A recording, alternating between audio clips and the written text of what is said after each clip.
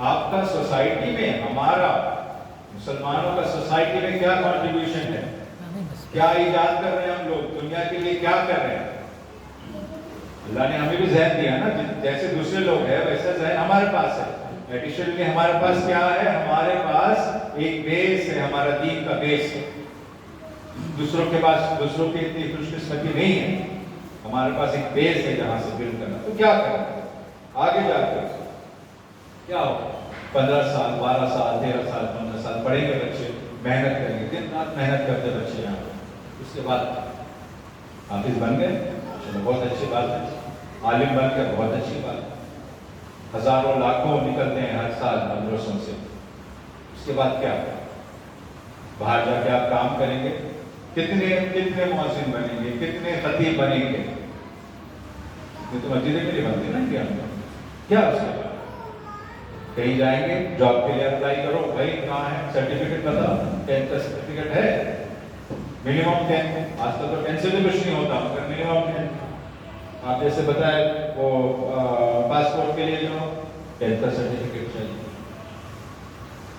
कुछ भी सेटअप करो, नहीं चलो ठीक है जॉब नहीं करें, अपनी कंपनी अगर सेटअप करेंगे किस बेसिस पे सेट करेंगे कंपनी, क्या नॉलेज है आपको इंजीनियरिंग के बारे में, क्या नॉलेज है आपको अकाउंट्स के बारे में, क्या नॉलेज है आपको एंटरप्रेन्योरशिप के बारे में, कंपनी कैसे सेटअप की जाती है। आजकल ऐसे ही कंपनी नहीं सेटअप कर सकते आप, एक तरीका है, एक प्रोसेस है, सीखना पड़ता है। फाइनेंशियल नॉलेज, टेक्नोलॉजी की जरूरत है, बहुत सारी चीजें कैसे करेंगे बगैर असली तालीम के। इज इट पॉसिबल, आप मुझे बताइए। एक छोटा सा कारखाना या फिर दुकान रख लिए, कोई बार्बर शॉप वगैरह जो रखिए, इसके अलावा विदाउट एजुकेशन क्या एक बड़ा सेटअप कर सकते हैं? बताइए। इफ समबडी थिंक्स ही कर सकते, बताइए। आप नहीं कर सकते, नहीं कर सकते। उसके बगैर, इसके बगैर खौफ कैसे आ जाए।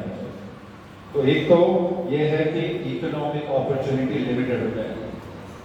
आप कर लेंगे पूरा, उसके बाद चलिए चलो ठीक है आप पढ़ लेंगे, हाफिज हो गया, सब हो गया, उम्र मेरी अभी 20 साल की होगी, अब मैं पढ़ाई शुरू करता हूँ। होता है 20 साल के बाद शुरू करने पढ़ाई। 20 साल के बाद आपको जो हायर एजुकेशन है वो करना है। 20 साल के बाद जाके आप बेसिक हिसाब करना, बेसिक अलजेब्रा, बेसिक ज्योमेट्री होता पढ़ने नहीं होता।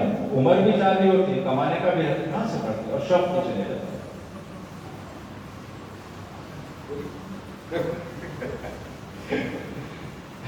बोले वो उम्र में शादी का शौक आता है, ठीक है, सही है, वो भी अपनी जगह सही है। पढ़ाई उस वक्त नहीं होती। बगैर हायर एजुकेशन के, बगैर आपके 10th और 12th के सर्टिफिकेट के, क्या कोई बच्चा जो आलिम है, जो हाफिज है, जो कारी है, इंजीनियरिंग कर सकते हैं? आप बताइए। नहीं होता। इंजीनियरिंग, मेडिकल हो गया, कॉमर्स हो गया, भाई कोई भी चले जाओ, कोई भी पढ़ाई करो, बगैर ये बेसिक, इसको हम बोलते हैं मेन स्ट्रीमिंग करना, बच्चों को एक ऐसे लेवल पे लेके आना जहां से बच्चे आगे या तो पढ़ाई करें या फिर कोई जॉब करें, एक बेसिक क्वालिफिकेशन जरूरी है। आजकल ये बीमारी चली है एआई आने के बाद, खासकर बेहिसाब रील्स चल रहे हैं, ये हो गया दुनिया में, वो हो गया, मिस इन्फॉर्मेशन, जो सही चीज नहीं है उसको ऐसा बताया जा रहा है कि ये सही है, देखने वाला ये समझता है। जो इंसान पढ़ा लिखा नहीं है वो क्या डिस्टिंग्विश कर सकता है ये सही है नहीं सही है? किसी चीज को एनालाइज कर सकता है? नहीं। हमारा काम क्या है, देख लेना, ओ ऐसा होगा, ये बीमारी लगी है हम लोगों के अंदर, बगैर वेरीफाई किए। ये सिर्फ दूसरों में भी नहीं है, बड़े लोग भी कर रहे हैं, मगर अगर आपके पास पढ़ाई है, you will have the ability to जज, ये सही हो रहा है, ये सही चीज है, सही चीज नहीं है, इसलिए भी और एक चीज है। आगे वही साइकिल रिपीट होगी, बच्चे बड़े होंगे, उनकी शादियां होंगी, उनके बच्चे होंगे, वो उनके बच्चों को वो नस्ल को कौन पढ़ाता है? फिर वही साइकिल नहीं, घर में तो पढ़ाने नहीं पढ़े, नहीं पढ़ा सकते, फिर वही सिर्फ या कोई नॉर्मल छोटी सी स्कूल में डाले या फिर मदरसे में डाले, and the same cycle repeats again. तो जनरेशन आफ्टर जनरेशन यही सिलसिला चलता रहेगा, हम लोग आगे नहीं बढ़ेंगे। क्यों? क्योंकि हम क्या सोचे कि जिंदगी में चॉइस है, दीनी तालीम या असरी तालीम, यही चल रहा है हमारे दिमागों में, या तो ये करो या तो वो करो। मेरे भाई बहनों, ये नहीं है। दीनी और असरी तालीम दोनों साथ में चलना है। जैसे दो पटरियां हैं, दो पटरियों में दो ट्रेन साथ में जा रहे हैं, ये दोनों को साथ में लेके चलना जरूरी है। इसीलिए इस बात को समझिए। जो हमारा गोल्डन जिसके बारे में मैं बता रहा था, अगेन सोचिए इसके बारे में। जो बड़े बड़े आलिम और इंटेलेक्चुअल्स गुजरे हैं, यही ये दुनिया का जो मॉडर्न इंडस्ट्रियल एज बोलते हैं, इसे शेप किए थे हमारे लोग, हमारे मुसलमान, क्योंकि ये दोनों। अब इस चीज को आते आते पहले तो मदरसों में निजाम था ही नहीं, असली कानून के निजाम नहीं था। फिर जैसे साहब बताए कि कुछ गवर्नमेंट के कानून भी आ गए कि मदरसों पर काफ़ी पाबंदियाँ लगना शुरू हुई, और बहुत सारे गवर्नमेंट चीज़ों के लिए विदाउट दी सर्टिफिकेट कुछ नहीं कर सकते। तो जमीयत उलमा हिंद वाले प्रोग्राम लॉन्च किए, उनको भी पता लगा कि इसकी ज़रूरत है, तो जमीयत वाले प्रोग्राम लॉन्च किए, यही NIOS के तहत 10th का एग्जाम बच्चों को लिखाने के लिए। अब उसमें खैर ठीक है, अच्छा है प्रोग्राम, ये भी है, काफ़ी मेहनत हुई है उनकी। अब उनका मकसद अलग था। उनका मकसद ये था कि बच्चों को 10th का सर्टिफिकेट दिलाना, रजिस्टर भी करके 10th का सर्टिफिकेट दिलाना। अब NIOS में इतनी फ्लेक्सिबिलिटी है, आप 10th का एग्जाम लिख के 10th का सर्टिफिकेट बगैर मैथ्स, बगैर साइंस, बगैर सोशल स्टडीज भी आपको सर्टिफिकेट मिल सकती है, बिकॉज NIOS में इतने सारे ऑप्शंस हैं। मियाँ का मकसद अलग है। हमें समझते हैं कि अगर बच्चे को आगे बढ़ना है, बगैर इंग्लिश, बगैर मैथ, असली तारीख की बात कर रहा हूं मैं, बगैर इंग्लिश, मैथ एंड साइंस बच्चा कुछ डिसाइड नहीं कर पाएगा कि आगे क्या करना है, बिकॉज बेस वही, मैथ्स की जरूरत है, इंग्लिश फाउंडेशनल लैंग्वेज और साइंस की मालूमात। अगर 10th तक ये बच्चा कर लेता है तो फिर उसके दिमाग में उसे सोचने में आसानी हो जाती है कि आगे मैं क्या करूं। मैं क्या इंजीनियरिंग में जाऊं, मैं मेडिकल में जाऊं, मैं अकाउंट्स में जाऊं, ये इतने सारे उसके पास ऑप्शंस रहते हैं। तो आगे बढ़ने के लिए इंग्लिश, मैथ और साइंस ये बेस है। अगर दूसरे ऑप्शन मिल रही, मैं पेंटिंग करूँ, मैं पेंटिंग का एग्जाम लिखो, मैं 10th का सर्टिफिकेट मिल रही, इट इज पॉसिबल। ये तो ऑप्शन है। ओपन स्कूलिंग सिस्टम इसलिए बना था, ओके, मगर ये कोर सब्जेक्ट्स के बगैर नहीं होता। This is what we feel. और हमारा जो निया का प्रोग्राम है वो यही 3 कोर सब्जेक्ट से फोकस करता है, इंग्लिश, मैथ एंड साइंस। अगर बच्चों को एक ऐसे स्टेज पे लेके आता है जहाँ पे बच्चों को समझ में आता है कि मैथ में क्या होता है, साइंस में क्या होता है, आगे चलकर उन्हें अपना मुस्तकबिल जो रुख है वो तय करने में उनको आसानी होती है। तो बहरहाल ये जमीयत का अच्छा प्रोग्राम रहा। आई थिंक ऑलरेडी 2000 बच्चों से ज़्यादा इस बेनिफिट कर रहे हैं, और 10,000 मदरसे उन्होंने भी आइडेंटिफाई करे हैं। तो उनका सिर्फ 10th का प्रोग्राम है। निया का जो है, हम लोग सिर्फ 10th से नहीं करते, हम लोग बच्चों का जो बेस है फ्रॉम ग्रेड 3, 8 साल के बच्चों से हम वहाँ से उनको प्रोग्राम में लेके जाते हैं, क्योंकि NIOS में वो ऑप्शन है, OBE बोलते हैं उसे, open basic education, level A, level B, level C, 3rd grade, 5th grade, 8th grade, फिर 10th ग्रेड। तो निया का मकसद ये है कि बच्चों को एक अर्ली एज से पिक करके उनका फाउंडेशन स्ट्रॉन्ग करके जब उनको 10th का एग्जाम लिखा तो जाके बच्चे जो है कॉन्सेप्ट पूरी तरह समझ के फिर एग्जाम लिखा। डायरेक्ट 10th में एग्जाम लिखना it's not always a good idea. और अक्सर क्या होता है, रट के लिखे तो कुछ फायदा होता है। वो जमाना गया, हमारे जमाने में रटते थे हमें, क्योंकि पढ़ाने का एक पेडागॉजी नहीं थी, एक तरीका नहीं था, रटना जाना, पेपर में फिर पूरा उल्टी करके आना। That was the basis. वापस आएंगे, कॉन्सेप्ट पता नहीं है, कोई क्वेश्चन पूछा गया है, कैसा, क्यों, ये कैसा हो रहा है, कैसा, क्रिटिकल थिंकिंग कुछ नहीं था। अब के जमाने में अगर क्रिटिकल थिंकिंग बच्चों के अंदर नहीं है तो बच्चे आगे नहीं जाते। रट के लिखना, फॉर्मूला इज गॉन। ठीक है, पहले रट के लिखो, 10th रटो, 12th रटो, डिग्री में रट के लिखो, क्योंकि डिग्री से निकले तो कौन सी भी जॉब मिल जाती है, कौन सी गवर्नमेंट ऑफिस में कि प्राइवेट में जॉब मिल जाती है। अभी आपको कौन भी देते नहीं। फर्स्ट क्लास डिग्री लेके, अगर फर्स्ट क्लास डिग्री भी लेके जाए,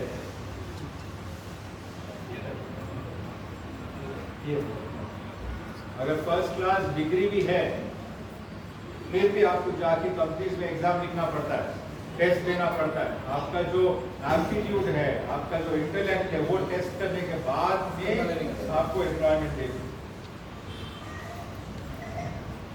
इसके लिए जो है ये चीजें बहुत जरूरी है। और ये आप अगर डायरेक्ट 10th को आकर 10th का हमेशा के एग्जाम लिख ले तो नहीं होता, बिकॉज वो टाइम तक जो है आपके जो कंसेप्चुअल नॉलेज आपके पास नहीं रहता।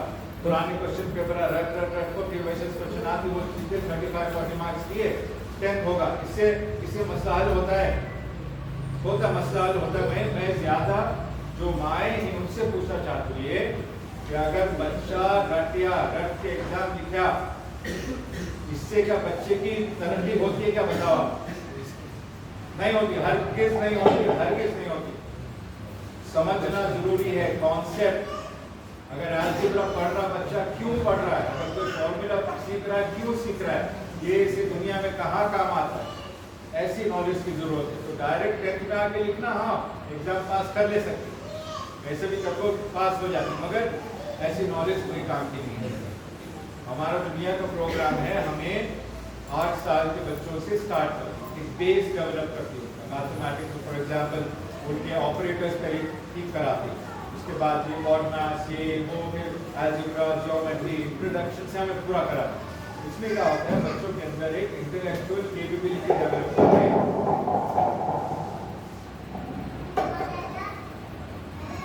इंटेलेक्चुअल कैपेबिलिटी डेवलप होती है बच्चों के अंदर।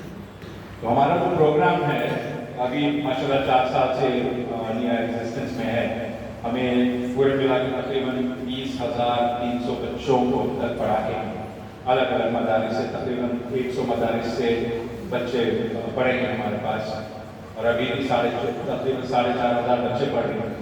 और सिर्फ बच्चे ये देखिए, जो 4,500 आज की तारीख में अगर मैं आपको बताया, जो 4,500 बच्चे के करीब पढ़ रही है, एग्जैक्टली 50% उसमें लड़कियां।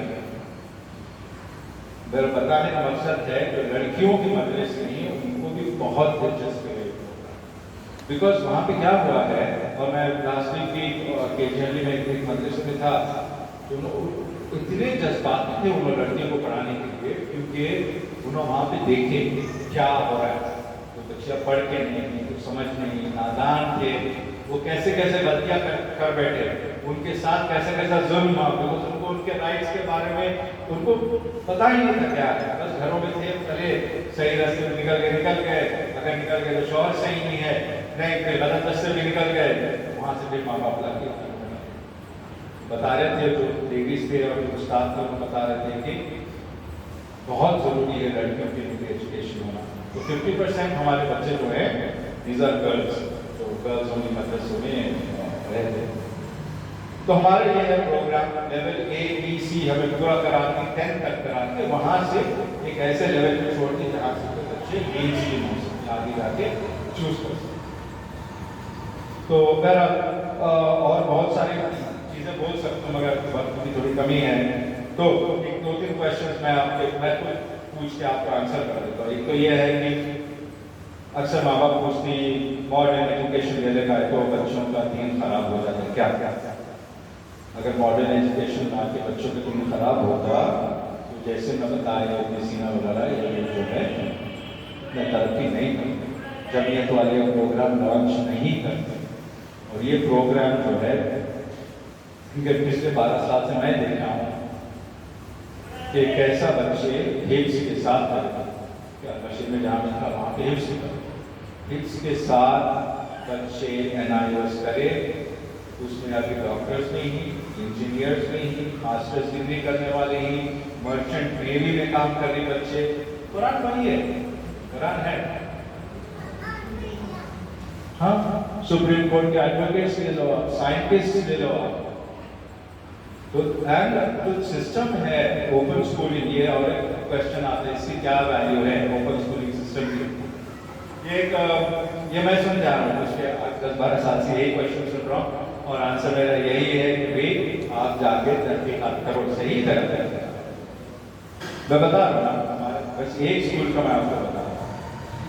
अच्छा एक और चीज बता आपको मजे की बात, पुणे में बहुत बड़ी कम्युनिटी है, कितने 100 बच्चे हैं उसमें, अब तो और बढ़ गए करीब, मैं 7-8 साल पहले की बात कर रहा हूँ और इसमें ज्यादा मुसलमान नहीं रहे, कॉमन माँ बाप या बाप जो है पूरे IT कंपनीज वाले, पूरे IT कंपनीज वाले सब अपने बच्चों को स्कूल से निकालते बोले नहीं ये स्कूल का सिस्टम बराबर नहीं है, उनका अपने रीजन से बोले कि हमें बच्चों को NIOS में पढ़ाना पूरे, ये सब अच्छे पैसे वाले लोग, तो पूरा एक अपार्टमेंट कॉम्प्लेक्स ऐसा मैं सुने इन लोगों का सब निकाल हो जाते हैं NIOS में बच्चों को दाखिला कराते हैं। वीकेंड में क्या करते हैं, एक बाप सॉफ्टवेयर इंजीनियर, एक हार्डवेयर इंजीनियर, एक जनरल मैनेजर, एक ये स्किल्स उनको डेवलप कराते हैं, जनरल कम्युनिकेशन स्किल्स उनको डेवलप कराए, सॉफ्टवेयर स्किल्स, बच्चा 5, 8, 9, 10 साल का है सॉफ्टवेयर कोडिंग कर रहा है, ठीक है, और इन्होंने जाते हैं बच्चे आगे गए यूनिवर्सिटी सब जगह है। तो ऐसा कुछ नहीं है कि NIOS से बड़े बाहर के नहीं जा सकते, ठीक है, वो मैं बच्चों को जानता हूँ जो यहाँ पढ़े हैं, NIOS में पढ़े हैं, बैचलर्स करे, मास्टर्स कर रहे हैं बच्चे, ठीक है, डॉक्टर्स बने ही अभी MD के लिए तैयारी कर रहे बच्चे। तो NIOS क्या है, CBSE सुन को ही आप लोग, स्टेट बोर्ड की जैसे CBSE है, central board of secondary education, NIOS और CBSE एक ही बॉडी चलाती है, फर्क सिर्फ इतना है CBSE जो रेगुलर स्कूल के बच्चे हैं उनके लिए है, NIOS जो रेगुलर स्कूलिंग में नहीं ही बच्चे उनके लिए।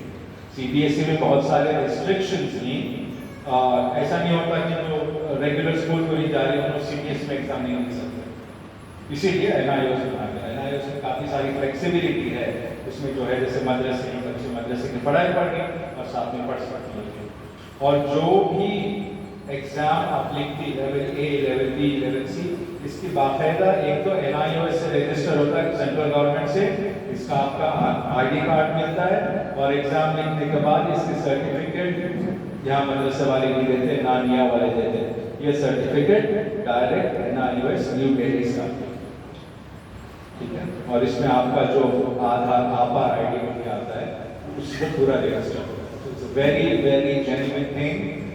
हाँ कुछ स्कूल्स वाले उनका अपना जाती फायदे के लिए कुछ टू मच फैला है, नहीं मैं 10th के बाद नहीं मिलता तुम्हें एडमिशन, मिल रहे, मैं बोल रहा हूँ 5 साल तो पूरा NIOS सिस्टम में था, मैं आराम से एडमिशन मिल गया। हाँ एक आध स्कूल है, बड़े स्कूल ही अपने से बोलते नहीं NIOS के लिए, तो बट अच्छे अच्छे स्कूल में एडमिशन BTS में देती है, अपना अल्पाइन है यहाँ पे शॉपिंग में की बात कर रहा हूँ मैं, वहाँ पे देती है, अच्छे अच्छे स्कूल में दे सकती है एडमिशन, डिग्री कर सकती है, डिग्री में कोई नहीं है। हत्ता कि जब आप अगर बाहर जा रहे हैं, बाहर कंट्री में जा रहा बच्चा काम करने के लिए या मजीद पढ़ाई पढ़ने के लिए, वहाँ पे क्या होता है, यू हैव टू सबमिट जो आप 10th का 12th का जो मार्क्स कार्ड है ये वैलिडेट होना, वो वहाँ यूनिवर्सिटी को अप्लाई करती है, वैलिडेट होना, वैलिडेट कौन करती है, यहाँ की गवर्नमेंट करती है वैलिडेट, वो वैलिडेट हुआ तो तुम्हें एक्सेप्ट करते साथ बच्चे को एडमिशन में। NIOS में आप करो, 10th भी करो 12th भी करो, बाकायदा आपकी सर्टिफिकेट आपकी पढ़ाई वैलिडेट होती है इंडिया की गवर्नमेंट से, और दुनिया में आप कहीं भी एडमिशन ले सकते, चाहे US में हो, चाहे यूरोप में हो, चाहे सऊदी अरेबिया में हो, चाहे दुबई में हो, कहीं भी आपको ये सर्टिफिकेट वैलिड है। तो बस मैं अभी खत्म करता हूँ। मैं एक बेसिक प्रोग्राम ऐसा चलेगा, अगर एक छोटा बच्चा है तो हमें कैसे करते प्रोग्राम ये, जब आपके बच्चे इंशाल्लाह एनरोल हो जाते हमें सारे बच्चों को एक बेसलाइन टेस्ट दिखाना है। बेसलाइन में क्या होता है, हम बच्चों को एसेस करती उनके उम्र के हिसाब से, उनकी पढ़ाई एसेस नहीं होती, यहाँ पे जितना उनकी जानकारी है उस हिसाब से हम एसेस करते हैं। इससे ये होता है कि ऐसा नहीं कि बच्चा 12 साल का है डायरेक्ट उसे ग्रेड 8 में डाल दो, नहीं होता। क्या पढ़ेगा बच्चा, 12 साल का बच्चा है मगर सिर्फ हिफ्स किया है, उसमें उसकी कोई गलती नहीं है, बेसिक ज्योमेट्री नहीं जानता बच्चा, बेसिक नंबर्स नहीं जानता, तो हमें क्या करना है, सबको एसेस करके उनके लेवल के हिसाब से हमें ग्रुप्स डिवाइड करना है। किसी को लेवल ए में डालें, किसी को लेवल बी, किसी को लेवल सी, फिर वो ग्रुप के हिसाब से उनकी पढ़ाई आगे बढ़नी है। ठीक है, तो ये एक बहुत बड़ी चीज़ है जो NIOS भी हमें परमिशन देता है, और जो हमारा मॉडल है ऐसे ही काम करता है। तो कैसा पढ़ाई कैसे होती है बच्चों की, ये हमें बोलती है हाइब्रिड मॉडल। हाइब्रिड मॉडल में क्या होता है, यहाँ पे आपके क्लासरूम के अंदर एक IT इंफ्रास्ट्रक्चर सेटअप होता है, बड़ा टीवी या प्रोजेक्टर रहता है, 60-65 इंच का, इंटरनेट कनेक्टिविटी रहती है, और एक लैपटॉप, काफ़ी सारी चीज़ें हैं, और माशाल्लाह जो मस्जिद के ट्रस्ट वाले हैं इनॉग्रेट करेंगे, they will have that web camera. Classes जो होती, जो टीचर हैं उन्होंने ऑनलाइन नहीं पढ़ा, और ये एक चीज़ याद रखो, ये रिकॉर्डेड सेशंस नहीं है, पहले रिकॉर्ड करको यहाँ क्लास में बच्चा बिना प्ले दबा के छोड़ डालना ऐसा नहीं है। जितने भी सेशंस होती, और ये सेशंस बनने से सैटरडे तक 6 दिन बच्चे पढ़ना चाहिए। डेली पौने घंटे की एक क्लास, इंग्लिश पौना घंटा, मैथ पौना घंटा, साइंस पौना घंटा, तो 2.25 घंटे जो है बच्चे असली तालीम में लगाती मदरसे के अंदर रहते हुए। प्रोग्राम कैसा होता है, जैसे मैं बताया, टीचर्स हमारे बैंगलोर से लेके, और माशाल्लाह टीचर हैं, बैंगलोर से लेके कश्मीर तक हमारे टीचर्स हैं। क्लासेस ऑनलाइन होती, यहाँ पे बच्चों के साथ बच्चों को सपोर्ट करने के लिए क्लासरूम का जो माहौल रहता है वो बनाने के लिए, बच्चों को टेस्ट में पेपर्स वगैरह हेल्प करने के लिए, सपोर्ट के लिए, यहाँ पे मस्जिद इंतजामिया की तरफ से एक क्वालिफाइड कोऑर्डिनेटर जो पूरी तरह ट्रेन होकर रहती है, जो समझती पूरे सिस्टम को, बच्चों को असिस्ट करने के लिए कोऑर्डिनेटर रहती है। तो ऐसा ही हाइब्रिड मॉडल है। बाकायदा असेसमेंट्स होती, महीने में एक बार टेस्ट होता है, रिपोर्ट कार्ड इदारे को भेजते, इंशाल्लाह इदारे वाले फिर आपको भी भेजता है रिपोर्ट कार्ड हो, तो यू कैन ट्रैक। और बीच में जब जरूरत है, जैसे PTM होगी, हमें भी आ जाए तो बच्चों का report card we can comment discuss every now and then. तो बस इतनी मैं बात ख़त्म करता हूँ। आपके जो बच्चों की इस्लामी तालीम है, जो दीनी तालीम है, ये बेस है, इसमें कोई शक नहीं है। इसके बगैर आगे मुस्तकबिल भी डट कर रहा है, इस्लामी तालीम सही है, मगर हमें ये भी चाहते हैं, और ये ज़रूरत है, इस वक्त की ज़रूरत है कि आपके बच्चे जो है दीनी तालीम के साथ असली तालीम की साथ में, बाद में नहीं, साथ में जाए। और बाकी जो ट्रेनिंग है, सपोर्ट है, ये हमारा एक मॉडल है जो 4 साल से काम करता है। जैसे मैं आपको बताया 20,000 से ज़्यादा बच्चे ऑलरेडी सिस्टम पढ़े हैं, एग्जाम्स लिख रही, और ओपन स्कूलिंग के तहत में करेंगे। तो इंशाल्लाह उम्मीद है कि आप लोगों को ये मॉडल समझ में आया, मॉडल से ज़्यादा इसकी ज़रूरत आपको समझ में आई। अभी शाहज़ाद भाई थोड़ी देर आपके सामने जो है NIOS की डिटेल बता देंगे, ताकि आप लोगों को तसल्ली होना ये प्रोग्राम कैसा चलता है। वो होने के बाद फिर एक open general question answer session रखेंगे, आप अपने क्वेश्चन पूछ सकती हैं। अभी लेडीज़ को अगर डायरेक्टली बात करना है तो हमारे फराह मैम से आप क्वेश्चन कर सकते हैं इंशाल्लाह। जी शाहज़ाद।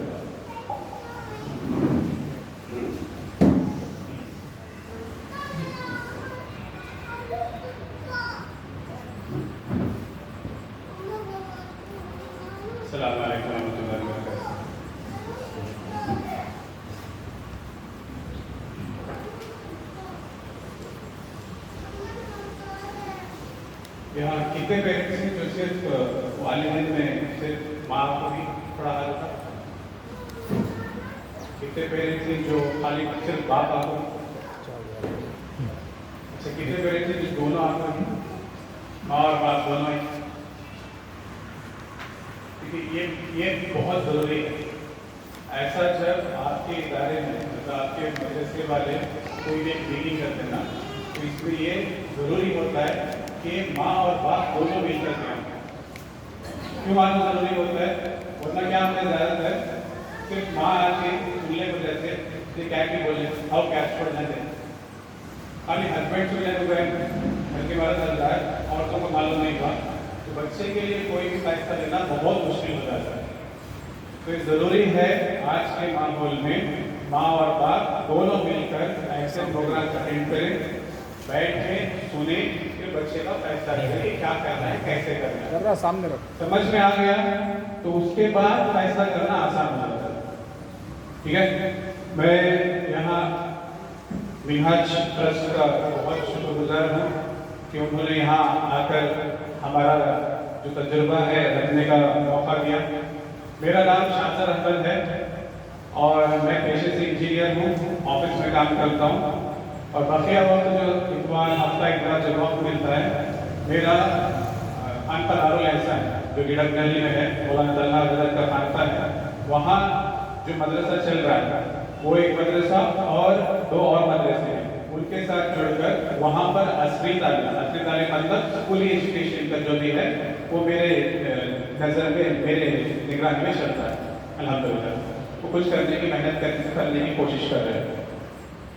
अब यहाँ स्कूली निज़ाम मदरसे के अंदर क्यों ज़रूरी है, क्या तरीक़ेकार है, बस बहुत सारी चीज़ें सज्जन मैंने ऑलरेडी कवर कर ली, तो उसके ऊपर थोड़ा रोशनी डालकर मैं अपनी बात को ख़त्म कर देता हूँ।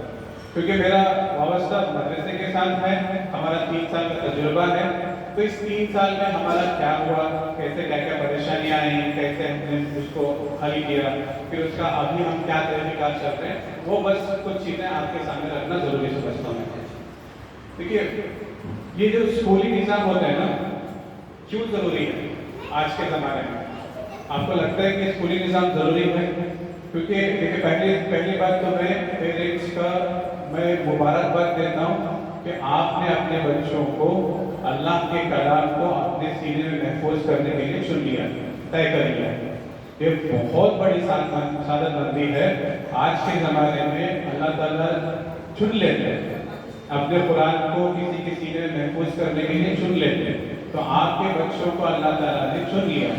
अब ये गारंटीड है कि अल्लाह ताला आपके दिल में जन्नत लिख दिया है, तो मैं आपको बहुत मुबारकबाद देता हूँ और यहाँ के असातिज़ा को भी बहुत मुबारकबाद देता हूँ कि अल्लाह ताला ने आपको अल्लाह के कलाम को पढ़ाने के लिए चुन लिया।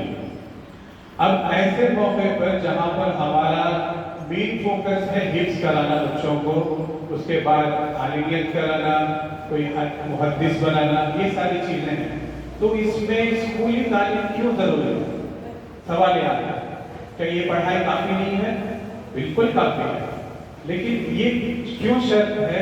इसकी पहली वजूहात है, यहाँ का जो देखिए जो इल्म पढ़ता है, जो मुहद्दिस आलिम बनता है ना, वो स्कूल में पढ़ा हुआ ग्रेजुएट, ग्रेजुएट बोलते हैं, ग्रेजुएट, डबल ग्रेजुएट, उससे ज़्यादा पढ़ता है बच्चा। आपका जो बच्चा मदरसे में पढ़ता है, देखो उन्हें 24 घंटे पढ़ता है, स्कूल में जो पढ़ता है ना सिर्फ 6 घंटे पढ़ता है। ये समझने की कोशिश करो, जो बच्चा आलिम बनता है ना, उन्हें डबल ग्रेजुएट, पीएचडी होल्डर, उनका वो लेवल की पढ़ाई पढ़ता है। लेकिन प्रॉब्लम क्या है, उसकी सर्टिफिकेट और सनद गवर्नमेंट मानती है, इसीलिए क्या कह देती है कि वो अनएजुकेटेड, इलिटरेट बता देता है। जो भी आदमी 10th स्टैंडर्ड मिनिमम नहीं पढ़ पाए, मिनिमम 10th स्टैंडर्ड नहीं पढ़ पाए, उसके अंदर पासपोर्ट में इलिटरेट लिखा जाता है, अनएजुकेटेड, ये पढ़ा लिखा नहीं है। हालांकि वो आलिम है, हालांकि वो हाफिज है, जय्यद आलिम है, जय्यद हाफिज है, लेकिन इसके होने के बावजूद भी इलिटरेट लिखा जाता है। अभी लिखते रहे तो क्या फर्क पड़ता है? फर्क कुछ नहीं पड़ता। आपको किसी भी बाहर मुल्क में जब जाते हैं ना, आपके ऊपर पाबंदियां ज्यादा हो जाती हैं, क्योंकि आप इलिटरेट हैं, वहाँ की लैंग्वेज नहीं समझ पाते, आप किसी के साथ ही हमेशा जाना, ये सारे बहुत सारे पाबंदियां हो जाती हैं। एक तो सर्टिफिकेट बहुत जरूरी हो जाता है। अब इस सर्टिफिकेट की क्या अहमियत है, आप सबको मालूम है, 10th स्टैंडर्ड के सर्टिफिकेट बहुत अहमियत है। अब आजकल तो ऐसा हो रहा है कि ड्राइविंग लाइसेंस तक नहीं मिलता आपका, ड्राइविंग लाइसेंस मिलने के लिए भी 10th स्टैंडर्ड की सर्टिफिकेट होना जरूरी हो जाता है। ठीक है, समझ रहे ना? तो इसके लिए ये जरूरी है। अब तीसरी चीज, स्कूली तालीम क्यों जरूरी है? देखिए, माहौल इतना बदल गया है, बहुत सारे लोग हमारे जो बच्चे हैं, क्योंकि ये जो हमारे बच्चे आलिम हाफिज जो बच्चे बने हैं, उन्होंने जाकर कहाँ मेहनत करना, ये दुनिया वालों के ऊपर मेहनत करना। अब उनकी जबान कौन सी है? जो बच्चे मदरसे में उर्दू पढ़ते हैं, वो उर्दू बाहर ना बोली जाती है ना समझी जाती है। अब बाहर वाले जो भी बच्चे जो स्कूल में थोड़ा बहुत पढ़ लिए, नाम के लिए उनके पास डिग्री आ गई, वो क्या समझते हैं, उनको क्या मालूम होता है। तो इसमें हमने एक तजुर्बा ये देखा, आलिम होने के बावजूद, हाफिज होने के बावजूद बच्चों के अंदर वो एक अंदर से थोड़ा उड़न होती है, मतलब एक थोड़ा किसी और से बात करना तो उन्हें थोड़ा घबराता। क्यों? क्योंकि सामने वाला इंग्लिश में सवाल कर दे रहा है। तो बस थोड़ा लैंग्वेज का मतलब होता है, अगर लैंग्वेज समझ ले तो उसको जवाब देना भी बहुत अच्छी तरीके से आता है। और आजकल के कितने, अल्लाह हिफाजत फरमाए, आप सब जानते हैं कि आजकल के कितने कितने हैं। इन सारे फितनों का जवाब देना है तो उस लैंग्वेज को समझना बहुत जरूरी है। हमारे नबी करीम सल्लल्लाहु अलैहि वसल्लम की हदीस भी है कि इल्म को अपनी लोकल लैंग्वेज में समझो और ताकि आपको समझाना आसान हो जाए। तो आजकल जो हिंदुस्तान में जो चला जा रहा है वो इंग्लिश जबान है। तो हम ये चाहते हैं कि जो मदरसे में जो बच्चे पढ़ रहे हैं वो स्कूल की तालीम भी सीखना जरूरी है। अब स्कूल की तालीम का मतलब क्या है? ये हरगिज नहीं होता क्या स्कूल की तालीम का मतलब कि मदरसे को स्कूल बना देना, ये हरगिज हमारा मकसद नहीं है, कभी भी हमारा मकसद नहीं है। ठीक है, पहली तरजीह हमेशा हिफ्ज को दी जाए, पहली तरजीह हमेशा उसको आलिम बनाने के लिए ही दी जाए। ठीक है, बस 24 घंटे के अंदर 2.25 घंटे निकाल करके स्कूली तालीम उसको देने की कोशिश की जाएगी, ये हमारा मकसद है। ठीक है, और इसका ये मतलब भी नहीं हजरत ने हिफ्ज भी पढ़ना, स्कूल की तालीम की सब भी करना, 6 सब्जेक्ट पढ़ना, ये भी हमारा बिल्कुल भी ये मकसद नहीं है कि आपके बच्चों को हमें उसके क्या बोले बोझ उठाने से ज्यादा उसके ऊपर वजन डालना, ये भी हमारा मकसद हरगिज नहीं। ठीक है, अब ये हमारा जो मदरसा था ना, उसके अंदर जब हमने स्कूली तालीम की शुरुआत की थी, हमने क्या किया था, एक नॉर्मल स्कूल में हमने बच्चों को एडमिशन करा दिया कि भाई बच्चों को स्कूल में दाखिला करा दे रहे, बच्चे पढ़ते भी रहते हैं। एक टीचर को हमने हायर किया था, टीचर पढ़ा रहा था। अब परेशानी क्या हुई, मदरसे का आपको निजाम भी समझना जरूरी है पेरेंट्स कि मदरसे का टाइम टेबल क्या होता है, स्कूल का टाइम टेबल क्या होता है। अब जब हमने हमारे मदरसे का मैं तजुर्बा बोल रहा हूँ, जहाँ हमने नॉर्मल स्कूल में बच्चों को एडमिशन कराए, एक टीचर को हमें हायर करें। वो टीचर जो है परमानेंट तो हमने मिलता नहीं, परमानेंट तो गया 24 घंटे स्कूल में आपको उन्हें मदरसे में आपको हर सकता है। स्कूल पढ़ाने वाला टीचर मदरसे में आपको रहने के वास्ते बिल्कुल भी तैयार नहीं।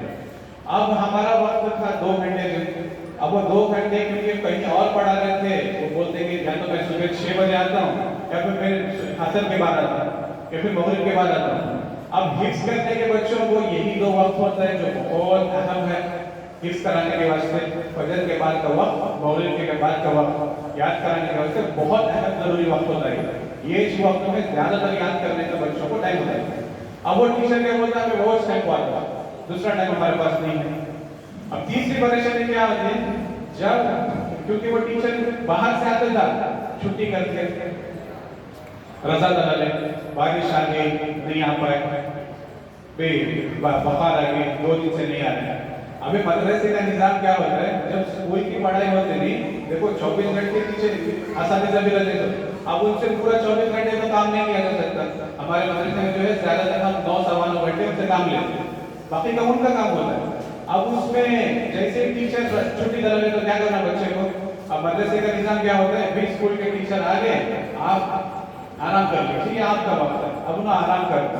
अब इमीडिएटली क्या होगा, टीचर रजा दलाल, जो स्कूल के टीचर आते थे पढ़ाने के वास्ते, बारिश आने रजा दलाल, अब वो बच्चों को कौन पढ़ाना, टीचर उसको आपको मदरसे के हजरत आपको बैठो मदरसा पढ़ाना। अब वैसे वक्त में मदरसे भी के असातिज़ा भी नाराज होने लगे, अब वो पढ़ाई के ऊपर नीचे होने लगे। तो ये सारी परेशानियां हमें झेलनी पड़ी। एक तो दूसरा क्या हो गया, हर साल बच्चे को 6 सब्जेक्ट्स में एग्जाम देना जरूरी हो गया।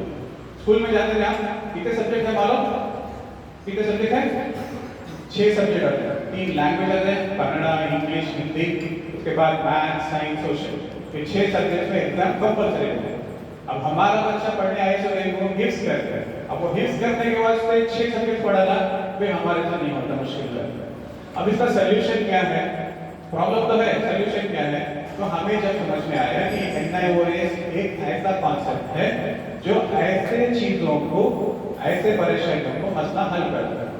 अब NIOS का मतलब क्या है? CBSE सिस्टम को है बहुत सारे लोग, state syllabus, CBSE, NIOS। State syllabus बोले तो हर स्टेट का, कर्नाटक का स्टेट है उसका सिलेबस होता है। महाराष्ट्र चले जाओ, महाराष्ट्र बोर्ड कर दो, महाराष्ट्र का सिलेबस होता है। आप पंजाब चले जाओ, हरियाणा चले जाओ, अलग अलग स्टेट में अलग अलग स्टेट बोर्ड आता है। CBSE जो है पूरे हिंदुस्तान में एक ही चलता है। इसी तरीके से NIOS जो है पूरे हिंदुस्तान में चलता है। अब NIOS में कौन कौन पढ़ते हैं? सिर्फ मदरसे के बच्चे नहीं। आप ऐसे लोगों को देखो ही जो स्पोर्ट्स में हैं, उनका ज्यादातर काम क्या होता है? स्पोर्ट्स में रहते हैं। जैसे क्रिकेटर हो गया, कोई कबड्डी खेल रहा है, कोई स्विमिंग खेल रहा है, कोई म्यूजिशियन है, कोई चेस खेल रहा है। ये सारे जो स्पोर्ट्स में रहते हैं ना, अब उनका ज्यादातर काम क्या है? उनका 8 से 10 घंटा पूरा फील्ड में चल रहा है। अब गवर्नमेंट का वो पेरेंट्स क्या बोले, हमारे बच्चे को पढ़ाई जरूरी नहीं है, तो उनके वास्ते गवर्नमेंट क्या करी? 1980 पर 9 में एक मॉडल बने जिसका नाम था NIOS। NIOS बनाता है, उसमें क्या बोले भाई, हमें आपको ये छूट दे देती कि आपको हर साल एग्जाम देना जरूरी नहीं है। आपका निजी काम मामला, भाई इस बार हमारा ओलंपिक्स का गेम है, मैं पूरा तैयारी उसके पर फोकस कर रहा हूं, ठीक है, इस साल आप एग्जाम ना करो, नेक्स्ट साल दे सकते हैं। अब उसमें 4 सब्जेक्ट्स हैं, मान लीजिए 4 सब्जेक्ट आपको एग्जाम देना है। अब वो 4 सब्जेक्ट में पूरे 4 सब्जेक्ट इसी साल देना है नहीं, बच्चे का हिस्स का जरूरी है या फिर उनका स्पोर्ट्स का जरूरी है, तो वो बच्चा पूरा स्पोर्ट्स में कॉन्सेंट्रेट करे, नेक्स्ट ईयर में या फिर सिर्फ एक सब्जेक्ट है। अब इसमें स्कूलों में क्या होता है? अगर बच्चा एक सब्जेक्ट में भी फेल होगा क्या होता है? फेल करवा। अब यहाँ पर NIOS का एडवांटेज क्या है? फेल कर तो नहीं आता, आप सिर्फ एक एग्जाम की कोई बात नहीं, 6 महीने के बाद एक और एग्जाम की, फिर 6 महीने के बाद एक और एग्जाम की, फिर 6 महीने के बाद एक और एग्जाम की, पूरे 2 साल तक 3 साल तक आप एग्जाम दे सकते हैं। अब इसमें एक और चीज क्या है? NIOS में और स्कूल में क्या है? आपको कंपल्सरी जाकर के क्लास में बैठना पड़ता है, अटेंडेंस कंपल्सरी रहता है। NIOS में ऐसा नहीं है, जैसा सहूलत रही उस तरीके से आप उठा करके पढ़ा सकते हैं अपनी अपनी सहूलत के हिसाब से, ठीक है। तो ये सारे हमें एडवांटेज समझ में आए, तो इसमें हमारा सिलेबस का मसला तो हल हो गया। अब मसला आया टीचर का, भाई टीचर को क्या करें, ये कैसा करना, किसी से हमें आप मानेंगे नहीं, हमें 15,000 देने के लिए भी तैयार है, 15,000 20,000 मिले थी। कोई भी एक टीचर जो स्कूल ही लाइन से पढ़ाने वाला हो आकर के हमारे बच्चे को पढ़ाए, कोई भी तैयार नहीं। मदरसे में आपको रखना, अब वो मदरसे के कितने कुर्बानियां नहीं आसानी से बोलो बच्चों को खाना कैसा रहता है, क्या रहता है। अल्हम्दुलिल्लाह यहाँ पर मैंने सुना है कि अच्छा हालांकि बच्चों को अच्छा माहौल देने की कोशिश की जाती है, लेकिन बहुत सारे मदरसों में ये सारे कुर्बानियां देनी पड़ी, तो उसके लिए तैयार नहीं होते। अब उसे क्या करना सोचते रहे, तो ये हमारे सज्जाद भाई, इनसे हमारे मुलाकात हुआ। इनका जो ट्रस्ट था, इनका NGO जो चल रहा था उसका नाम था निया का काम क्या था? ये जो ज्यादातर जो ऐसे बच्चे हैं मदरसे में जो पढ़ाते हैं, मतलब जो ऑनलाइन के जरिए से इनको पढ़ाने की कोशिश तो अल्हम्दुलिल्लाह पिछले 2 साल से इनके साथ हमें जोड़कर गई। तो इससे एक फायदा क्या हो रहा है? बच्चे आने से पहले टीचर्स 5 मिनट पहले लॉग इन करके बैठे रहते हैं। तो मदरसे के जो मोहतरम साहब हैं वो तो बहुत खुश कि एटलीस्ट स्कूल के टाइम पर एक भी टीचर छुट्टी नहीं करती। मुझे फिर दूसरे असातिज़ा को ये बोलना नहीं पड़ता कि जाकर आप क्लास में बैठो, तो उससे हम बड़ी हो गए, तो उससे हमारा मसला हल हो गया। और तीसरा मसला क्या हल हो गया? अब वो जो टीचर आते थे बाहर से पढ़ाने, कैसा पढ़ाया, टेस्ट के लिए कैसा, एग्जाम क्या होता है, टेस्ट का पेपर कैसा रहता है, पेरेंट्स को दिखाना नहीं, वो दे तो पूरा साबित करना। अब इसमें निया का एक एडवांटेज हमें क्या मिला कि हर महीने के आखिर में आपको टेस्ट के साथ साथ मार्क्स कार्ड के आते हैं। अब नहीं मालूम यहाँ मिनाज में कैसा है, अब अल्हम्दुलिल्लाह हमारे यहाँ ये होता है कि हर हफ्ते वाली रिपोर्ट जाती है पेरेंट्स को व्हाट्सएप के जरिए से।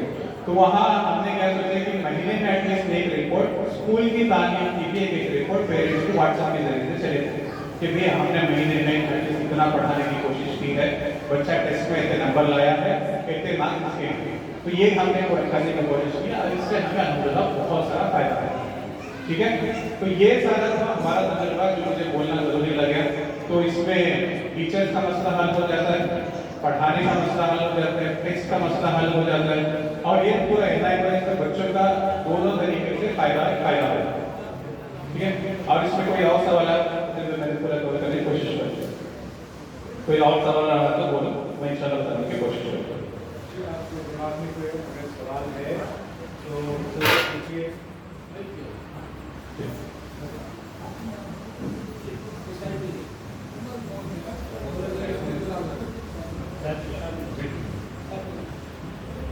अगर इसको एनआईओएस को लेके आपके दिमाग में कोई सवाल आता है जरूर पूछिए। ये ज़रूरी है कि आप पेरेंट्स इसको अच्छी तरह समझें, क्या है सिस्टम, कैसा है, आपके बच्चों को इसमें क्या फायदा है, ज़रूरी है समझना। कोई है हजरत? आपके दिल में सवाल है? अभी आपके दिल में सवाल है, इस वक्त सवाल को पूरा जवाब ले लो। जरूरी है। अगर सवाल नहीं है इसका मतलब या तो आप ठीक तरह नहीं सुने या हमें ठीक तरह नहीं सुना। हाँ? समझ में या पूरा समझ ये आपके बच्चों को इंग्लिश, साइंस, मैथमेटिक्स पढ़ाने के वास्ते हम कोशिश कर रहे हैं। अभी आपके दिमाग में कोई डाउट है, कोई सवाल है, जरूर अभी कुछ को क्लैरिफाई करें, वजाहत कर लें। आप मस्तूरात में भी मैं इंतजार करता हूँ, अगर आपके भी दिमाग में कोई डाउट्स है तो पूछ लो। अस्सलाम वालेकुम। मेरा क्वेश्चन स्कूल के साथ साथ गिफ्ट्स करा नहीं सकते।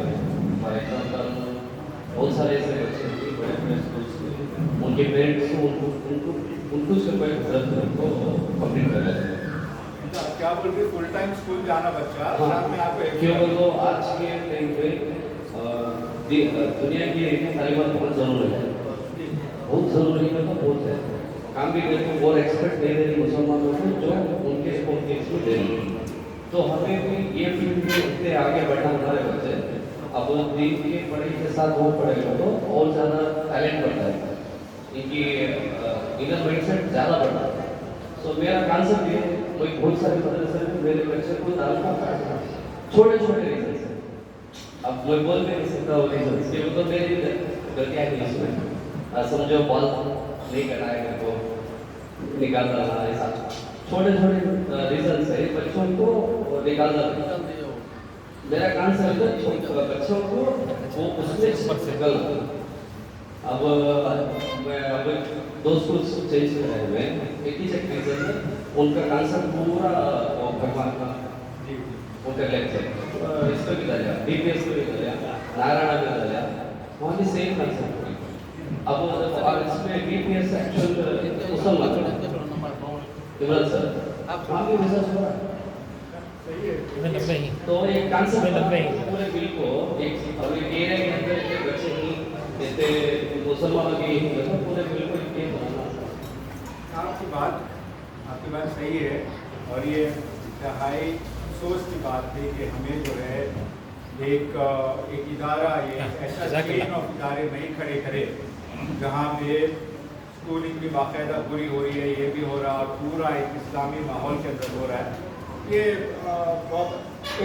डेफिनेटली बहुत अफसोस की बात है। बहुत सारे खुले, बहुत सारे बंद हो गए, इसमें हमारे अपनी गलतियाँ भी हैं, और इसमें जो है बाहर का भी थोड़ा सा जगह है।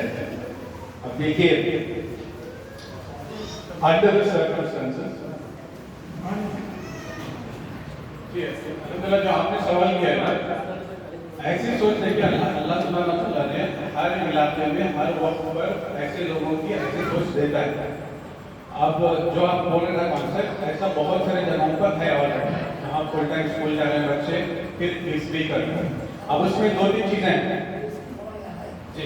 अब यहाँ पर अल्हम्दुलिल्लाह मिनाज भी शुरू किए, मिनाज फर्स्ट की तरीके। अब दो तीन चीज़ें हैं, आप दिमाग में बात को रखिए। एक तो ये हमारा प्रॉब्लम क्या है, हम ना हर चीज़ घर के नजदीक बनाना, घर की गली छोड़ कर बच्चा दूर नहीं जाना, ये नहीं होता। ठीक है, आपको अगर क्वालिटी होना, पहले आप क्या चाह रहे हैं, इसीलिए मैं बोल रहा हूँ माँ और बाप दोनों बैठ करके देखो, डिसाइड करो कि क्या करना है, तो फिर आपको डिसीजन लेना आसान हो जाएगा। अब अल्हम्दुलिल्लाह यहाँ पर वो शोभा है तो यहाँ डाल करके जिसको पहले बैठ को बात कर लिया। हॉस्पिटल के अंदर भी एक ऐसा शोभा है यहाँ पर चल रहे बच्चे सिर्फ सुबह फजर के बाद 6 बजे आते हैं, शाम को 9 बजे तक रहते हैं। इसमें नॉर्मल स्कूल में उनका एडमिशन भी होता है, गिफ्ट भी हो जाता है। थोड़ा बहुत 3 साल 4 साल के अंदर गिफ्ट कर ले उसके साथ साथ ये कर लिया। और तीसरी असल बात मेन इंपॉर्टेंट क्या है, देखिए अल्लाह सुब्हानहू व तआला हर बच्चे का दिमाग अलग अलग तरीके से दिया है।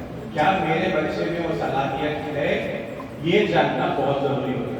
तो असातिज़ा के साथ बैठिए, 1 महीना 2 महीना 3 महीने के अंदर जैसे नाजरा खत्म होने को आता है, असातिज़ा बता दे कि भाई आपका बच्चा इसके लायक है या नहीं है, कि हाँ बच्चा बहुत तेज है, स्कूल का प्रेशर भी संभाल सकता है, फिक्स का प्रेशर भी संभाल सकता है, ठीक है, ये दोनों प्रेशर को लेकर भी चल सकता है। तो आप बैठो वो असेसमेंट टेस्ट बोलते हैं, बेसलाइन टेस्ट बोलते हैं, वो टेस्ट करा लेना। वो टेस्ट करा करके आप अगर आपको लगे कि हाँ मेरे बच्चे में कर सकते हो, कैपेसिटी है, तो आप करा सकते हो। और कोई सवाल?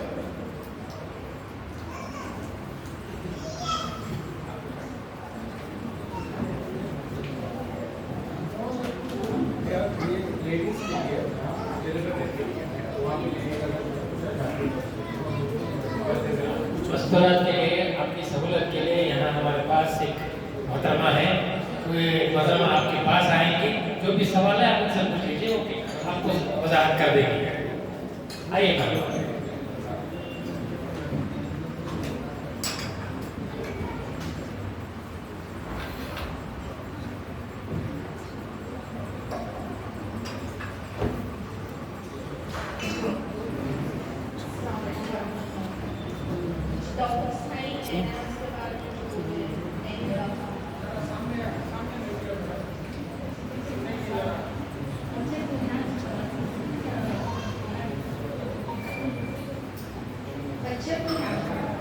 ऑनलाइन पढ़ाती एक टीचर हमें असाइन करती, मैं मैथमेटिक्स डिपार्टमेंट में मेरे अंडर 8 से 10 लोग एक क्लास असाइन करता था। और नजदीक पढ़ाई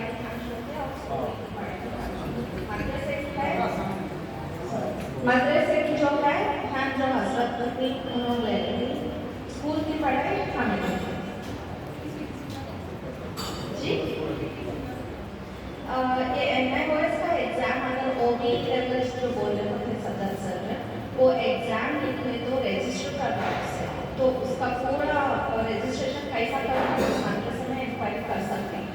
अगर वहाँ रजिस्टर होकर में एग्जाम लिखे तो उनका बच्चा को वहाँ से मार्क्स कार्ड और TC मिल जाती है, और वो TC मार्क्स कार्ड से बच्चे का पूरा मुकम्मल होगा मदरसे में पढ़ेगा, तो बाहर जाकर वो यूज़ कर लो तो कौन से भी स्कूल में एडमिशन करा सकते हैं।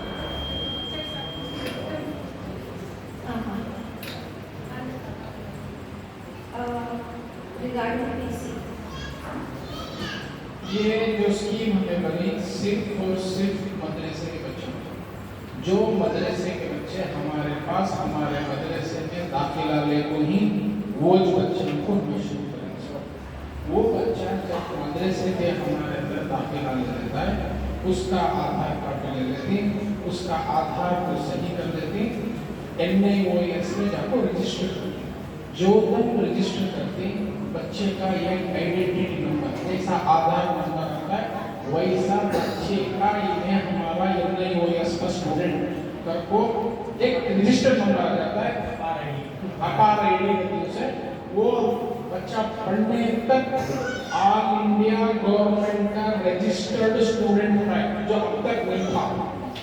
अब तक हमारे मदरसे में ऐसी कोई चीज नहीं थी कि दुनियावी तालीम में रजिस्ट्रेशन था। जो सर ने वैसा शुरू कर दिए थे, वैसा हम एक ट्रायल रन करें, उसमें माशाल्लाह बच्चे अच्छा इंटरेस्ट दिखाए उनको, और इसे आगे जाएंगे।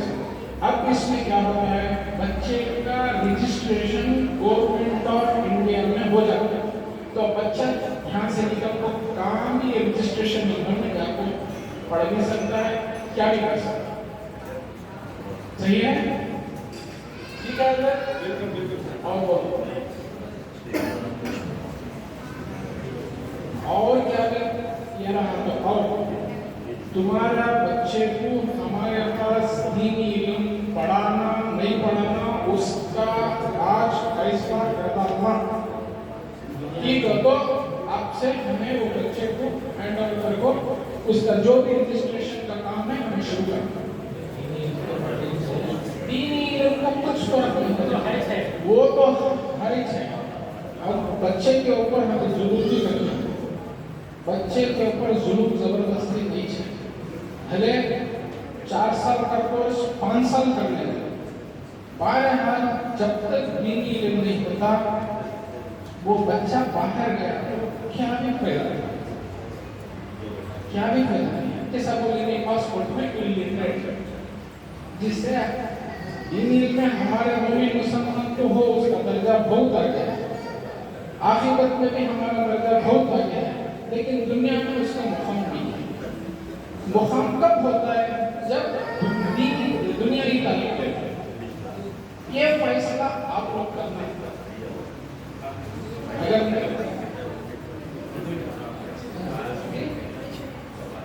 पैसे मदरसे का पैसे क्या है, इसमें आपको खर्चा करने का कुछ नहीं है। हमारा मदरसे का जो मैनेजमेंट है वो पूरा करेगा, पूरा मैनेजमेंट पूरा करेगा। कहता है क्या है, तुम्हें माँ बाप बच्चे को एनकरेज करते, तुम्हें माँ बाप बच्चे को एक चीज के बारे में आगे बढ़ाने की कोशिश करें।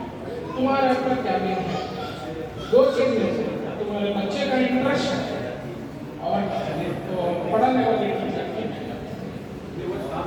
या तुम्हें क्या भी करना है, सिर्फ कदम लेको तुम्हें राजी ही या नहीं। अब तुम फाइनल एक फॉर्म देती, उसके अंदर आप लोग आपके जो मदरसे में बच्चा पढ़ रहा है क्या उसे दुनियाई तालीम देने के लिए रजामंदी है या नहीं, वो दस्तखत से करना। उसके बाद वो बच्चा तुम्हें कौन बोल के क्या क्या करें, वो बच्चे से हमें वो बच्चे को खुश करें, उसे एडमिशन दिलाना। और आधार कार्ड सही करना ये बहुत जरूरी है। की कर को बोले तो पहला से बुनियाद से माँ बाप का नाम, बच्चे का नाम, बच्चे का डेट ऑफ बर्थ, हर चीज पक्का रहा तो ये आगे चलता है। ये जो बुनियाद में तुम्हें फाइल करे पेपर वो कंटिन्यू हो जाता है। यहाँ गलत तो जिंदगी में आखिर तक सही करना इतना आसान नहीं है। अगर आधार गलत है तो हमारे हजरत के साथ आप भी आओ, गंगू रूम में जाओ, वहाँ बैठो, सही करो, सही करने के बाद सही चीज को एडमिशन में एडमिशन वो तरीके से करा।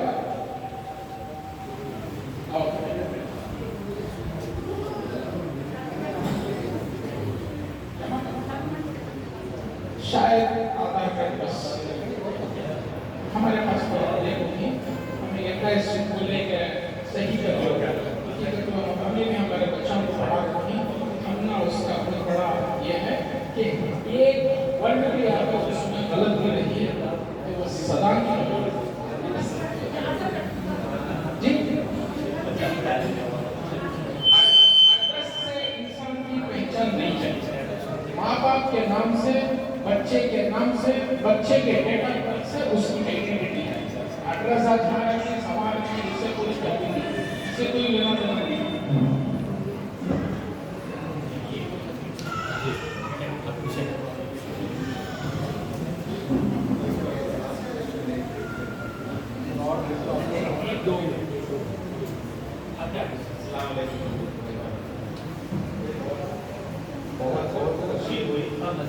बहुत ही खुशी हुई मुझे कि आप बिहार कैंपस से और एमओएस की तरफ से जो काम शुरू किए थे, मुझे बहुत खुशी हुई। ये काम मेरे हिसाब से बहुत पहले होना चाहिए था, खैर अल्लाह हुआ कि हमारे बच्चों के लिए आप लोगों ने ये फैसला लिया। अभी सवाल यह है कि मेरा बच्चा 6th स्टैंडर्ड में है, अभी वो इस साल प्रमोट किया है, अभी उसके जो बुक्स हैं 7th स्टैंडर्ड के, फिर उसके 7th स्टैंडर्ड के प्रमोट के लिए बात किया हुआ, तो उसको वो बुक्स ला के देने से कुछ फायदा होता है क्या नहीं नहीं? ऐसे ही प्रमोट किया है 6th स्टैंडर्ड में प्रमोट किया है, अभी 7th में प्रमोट करने की बात हुई है। उसका कंप्लीट होने तक ऐसा ही करना है। क्या उसके लेके अगर यहाँ पढ़ाई में तो ले सकता हूँ, नहीं एक तो ये है कि बच्चा आपका यहाँ पे है, स्कूल में आप अरेंजमेंट किए हैं और प्रमोट कर रहे हैं, इससे यही है ना, यही मसला है कि अगर अभी आप एग्जाम लिखाएंगे तो बेसलाइन टेस्ट लिखाएंगे तो वेरी पॉसिबल कि बच्चा जो है 6th स्टैंडर्ड के लेवल को मीट नहीं कर पाए। उसमें बच्चे की उनकी नहीं है, सिस्टम ऐसा है। आप अपनी बुक्स वगैरह कुछ नहीं लें, हमें पूरे बच्चों को एक बेसलाइन असेसमेंट करके उनका लेवल, जो लेवल हमें समझते हैं उनके लिए बेहतर है, वो लेवल में लेके आते हैं, ठीक है। बाद में उसके NIOS के कुछ बुक्स रहती हैं तो यहीं पे प्रिंट हो जा सकते हैं, निकाले वाले प्रिंट कर लेंगे, जैसे ज़रूरत है वैसा कराते हैं। तो कोई बुक्स वगैरह लेने जाओ ना तो जो है सिस्टम उस हिसाब से करेंगे। मेरे लिए ख्वाहिश है कि मेरा फैसला है कि मेरे बच्चे को मैं बहुत आगे तक लेके जाना इल्म में, चाहे इसके लिए कुछ भी करना पड़े। ये मेरा फैसला है। मैं चाहता हूँ कि हर एक माँ बाप अपने बच्चों के लिए चाहे कुछ भी हो जाए, हमें उनको पढ़ाने के लिए पहले दर्जे में आना है। बस यही चीज़ है। देखिए तो साहब अभी बात ना कलीमुल्लाह भाई जो अभी बात किए, ये आप लोग गौर से सुनिए, आपको पता है सुने या नहीं। जैसे शाहजाद भाई ने बताया, इस प्रोग्राम बच्चों का मुस्तकबिल बनाने में जब तक माँ और बाप दोनों मिल के इरादा नहीं करेंगे क्या करना है, कैसा करना है, ये प्रोग्राम सक्सेस या कोई प्रोग्राम सक्सेस नहीं होता। सिर्फ माँ से नहीं होता, सिर्फ बाप से नहीं होता, और सिर्फ बच्चे से नहीं होता। मतलब पढ़ लेता है क्या की 10th उसके बाद क्या कर लेता है, वैसा नहीं होता। जब तक आप लोग नहीं इन्वॉल्व होते, आपका वक्त नहीं लगता। वक्त बहुत जरूरी है, आपका वक्त और आपका दिल दिमाग नहीं लगता, ये प्रोग्राम सक्सेस नहीं होता। और मैं मुबारकबादी देता हूँ लोग ने इतनी आगे तक सोचे नहीं।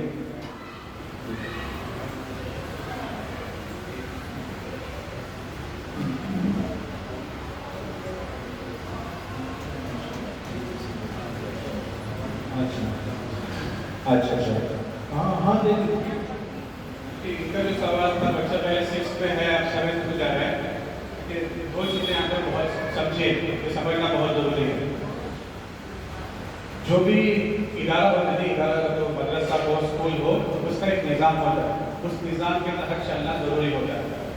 अगर आप बाहर से बच्चे को पढ़ा रहे हैं कि भाई मैं कान की दूसरे स्कूल में एडमिशन करा रहा हूँ, मैं एग्ज़ाम लिखा रहता हूँ, तो ये पूरी जिम्मेदारी आपकी होगी। वे 10 वाले समझें, हमारा तजुर्बा में बता रहा है। अगर वो अपनी स्कूल में पढ़ा रहे, कहीं और पढ़ा रहे, वो एग्जाम लिखा रहे बोले तो पूरी जिम्मेदारी उनकी होगी। हमारा काम क्या है? नहीं है, NIOS की जरूरत नहीं है, क्योंकि दोनों तरफ आप बैठक हो जाते हैं। शायद वो SAT नंबर लेके होंगे वो। हाँ, वो पहले क्लैरिफाई करा लेगा, क्योंकि हमारे मदरसे में ऐसे बच्चे हैं जो रेगुलर स्कूल में पढ़ना चाहते हैं, उनको खुली छूट है, लेकिन जो पढ़ाई होगी वो हमारा निज़ाम जो है, सिलेबस जो है वही पढ़ाई होगी, ठीक है। अब सिर्फ आपके एक बच्चे को हमें अलग से टीचर लाना, अलग टाइमिंग रखना, ये थोड़ा मुश्किल हो जाता है। हाँ, मैं उसे जवाब दे रहा हूँ, करेक्ट। अब ये दूसरी चीज़ क्या है? दूसरी चीज़ क्या है? NIOS का जो है, अगर आप NIOS में एडमिशन करा रहे हैं तो आप स्कूल में एडमिशन कराना जरूरी नहीं है। या तो NIOS या तो आपका स्टेट सिलेबस, ये दो में से एक, ठीक है। अगर आप NIOS करा रहे हैं तो इसमें आपको हर साल एग्जाम देना भी जरूरी नहीं है। जैसे मैं बोले नहीं, जैसे स्पोर्ट्समैन भी, कोई चेस प्लेयर है, कोई बहुत सारे ऐसे भी बच्चे हैं जो जुवेनाइल में जेल में चले जाते हैं, वहाँ पर भी बच्चे बैठ करके पढ़ते हैं, उनको भी NIOS एग्जाम लिखाता है, जेलों के अंदर भी लिखाता है बच्चों को, ठीक है। बहुत सारे ऐसे हैं जो बुजुर्ग हो गए, अब उनको पढ़ने का मौका नहीं है, उनको भी NIOS खुली छूट देता है। कम से कम उम्र जो है 7 साल है, ज़्यादा से ज़्यादा जो है 70 साल है, 80 साल का आदमी भी बैठ कर लिख सकता है, इसमें एज की पाबंदी नहीं है, ठीक है। अब इसमें NIOS के एग्जाम जो होते हैं वो सिर्फ 3 लेवल के 5 लेवल के होते हैं। एक होता है पहला 3rd स्टैंडर्ड का होता है, उसे ये OBE लेवल A कहते हैं। ये याद रखो, पहला कौन सा 3rd स्टैंडर्ड का, उसे OBE लेवल A कहा जाता है। दूसरा होता है 5th स्टैंडर्ड का, 4th स्टैंडर्ड का एग्जाम नहीं होता है NIOS में, डायरेक्ट 5th स्टैंडर्ड का होता है। 5th स्टैंडर्ड को बोलते हैं OBE B लेवल। फिर होता है 8th स्टैंडर्ड का, उसको बोलते हैं OBE C लेवल। उसके बाद 10th का होता है, फिर 12th का होता है। रेगुलर स्कूल को ये प्रॉब्लम है कि 1st स्टैंडर्ड पढ़े तो फिर 2nd स्टैंडर्ड का भी एग्जाम देना, 3rd का भी देना, 4th का भी देना, 5th का भी देना। क्या ऐसा नहीं है, सिर्फ 4 एग्जाम दिया तो ना 10th एग्जाम हो जाता है। OBE A level, B level, C level, फिर 10th स्टैंडर्ड। मतलब क्या 3rd standard, 5th standard, 8th standard, बाद में डायरेक्ट 10वीं का एग्जाम देता बच्चा। ठीक है, ये आपको क्लियर करना जरूरी है। हर साल बच्चे का सर्टिफिकेट जो फ्री होगा, 3rd साल और OBE A लेवल की एडमिशन क्या है 7 साल होना है, B लेवल के वास्ते क्या है 9 साल होना है, C लेवल के वास्ते 12 साल होना जरूरी है। और 10th स्टैंडर्ड का एग्जाम लेकर बच्चा तो 14 साल 10 महीने होना जरूरी है, मिनिमम होता है। 10वीं का एग्जाम लिखने के वास्ते 14 साल 10 महीने होना, और उसके बाद में 50 साल का रहा तो फिर 10th स्टैंडर्ड का एग्जाम लिख सकता है। अपने 50 साल का क्या भी नहीं पढ़ते हो तो उन्हें 3rd स्टैंडर्ड का एग्जाम भी लिख सकता है। ठीक है, ये छूट है NIOS के। हाँ, लैंग्वेजेस जो है वो इंशाल्लाह दे देते हैं। एक लैंग्वेज होता है, 2 सब्जेक्ट होते हैं। एक लैंग्वेज जो है इंग्लिश या और लैंग्वेज एक ही चूज करना है। आपको लैंग्वेज NIOS का क्या है 12 लैंग्वेजेस है, हमें वो फिक्स कर डालती है जो लैंग्वेज 14 लैंग्वेजेस है जो NIOS प्रोवाइड करता है। उसमें कन्नड़ा है, पंजाबी है, ओरिया है, मराठी है, हर लैंग्वेजेस है। ठीक है, हमें क्या करते हैं इंग्लिश पढ़ा देते हैं, इंग्लिश एक सब्जेक्ट हमें चूज कर लेते हैं। और हमारे मदरसे में मैं बोल रहा हूँ तजुर्बा, हमने एक लैंग्वेज चूज किया जो इंग्लिश है। सब्जेक्ट जो है मैथ्स और साइंस है, मैथ्स और इंग्लिश 2 सब्जेक्ट। उसके साथ साथ हमने कंप्यूटर भी चूज कर। और लैंग्वेजेस में हमें और एक्स्ट्रा लैंग्वेज क्या करें उर्दू ले लीजिए, क्योंकि मदरसे वाले उर्दू लिया तो फिर कौन लेते हैं, कॉन्स्टिट्यूशन में जिंदा रखना जरूरी है, तो उसमें हमने उर्दू लैंग्वेज भी ले ली। बच्चे के मार्क्स कार्ड में बकायदा आता। अगर PPT होती तो मैं मार्क्स कार्ड दिखाता, हमारे जो पिछले साल बच्चे एग्जाम दे होती थी उसका मैं मार्क्स कार्ड दिखाता। या फिर मैं काम करता हूँ आपके मैनेजमेंट को भेज देता हूँ, अगर आपको व्हाट्सएप ग्रुप पर उसमें शेयर कर लेते हो उसमें क्या क्या मुझे। हमें वीकली ट्वाइस कन्नड़ पढ़ाना चाहिए। आप बहुत अच्छी बात रास्ते में हमें बोले ये चीज हमें सुना करते वार में 2 घंटे 2 दिन 1-1 घंटा कन्नड़ आपको टच कर लेते जाए बेसिक, नहीं तो नहीं हो सकता। ये हमारे पास एक बात बोल देता हूँ, अपने दिमाग में रख लीजिए। हमें कर्नाटक में कन्नड़ लैंग्वेज जुबान सीखना सब जरूरी है। आज पाबंदी नहीं है, आगे चल के मदरसों में पाबंदी आएगी, उसका ख्याल रखते हुए हर दिन 2 घंटे आपको कन्नड़ भी पढ़ाया जाएगा। ये पढ़ना जरूरी है।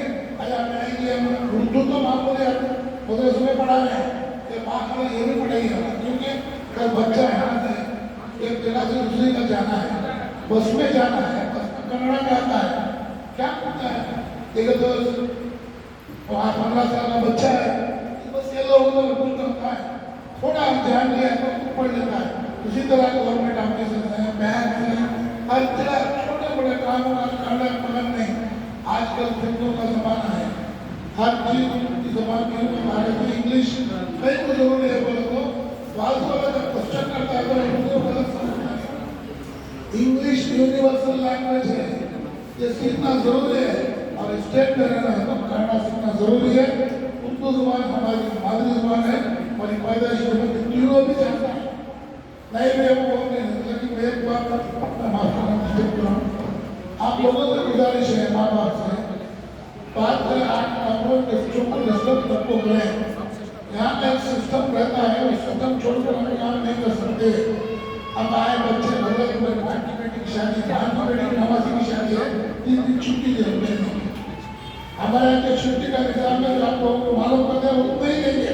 हाँ, इमरजेंसी घर में ऐसे हालात पैदा हो गए बच्चे का होना जरूरी है, तो आप लेकर देने ले जा सकते हैं। क्योंकि ये मदरसा है, हंसी मजाक नहीं, ये मेहमान रसूल है, इनसे आगे चल दीन फैलना है। ये दीन के हकदार है, बता रहे थे। इनकी जो जवाबदारी है लोग हमारे ऊपर है। इंशाअल्लाह हम अपने जान और मेहनत करके पढ़ाएंगे, लेकिन आपकी हमको मदद चाहिए। आकर डिस्टर्ब कर रहे हैं, जो निज़ाम बनाकर आपको पार हो गई है, ये चीज़ को आप तमाम को सब बिठा दीजिए। 5 साल 10 साल आपका बच्चा अगर सब कुछ जानकर अगर यहाँ से निकलेगा तो जब बात में आपको मालूम है क्या बनाते क्या कहते हैं। और एक कोई के सवाल पूछ रहे थे, हमारे यहाँ 1 साल से जो दुनियावी तारीफ करकर हिफ्ज करना चाहते हैं उनके लिए भी सहूलत बनाई थी। बदखिदमती से हर दिन हर जुमा हर मस्जिदों में ऐलान करने के बावजूद भी 5 से 6 बच्चे आए। 5 से 6 बच्चों को हमें पुरस्कार करना बहुत मुश्किल है। आज एक उस्ताद को हालांकि 15 से 20 रुपये देना है, और वो देना है तो देने करके 25 बच्चे 20 बच्चे भी नहीं आए तो 10-15 बच्चे भी नहीं आए क्या मैं जो बच्चे घरों में पढ़ाए उनको भेजिए। सुबह में 2 घंटे शाम में 2 घंटे हमारा निजाम आप पढ़ा सकते होंगे। सबसे बड़ी बात क्या है, आप दोनों मैार में भी मुस्तक़िल इरादा करें कि बच्चों को हम डिस्टर्ब नहीं करेंगे। जब आप लोग डिस्टर्ब करते रहेंगे तो अपना बच्चा नहीं पढ़ेगा। लाड़ वगैरह सब छुट्टियों में कर लेंगे। यहाँ पर वो लाड़ वगैरह करना, बीच बीच में आना, बच्चों को बुलाना, 10 घंटे माना, शाम के 6 बजे आ जाना, अगर बच्चे को ये आदत करना नहीं होता उसका असर दूसरे बच्चों को पड़ता है।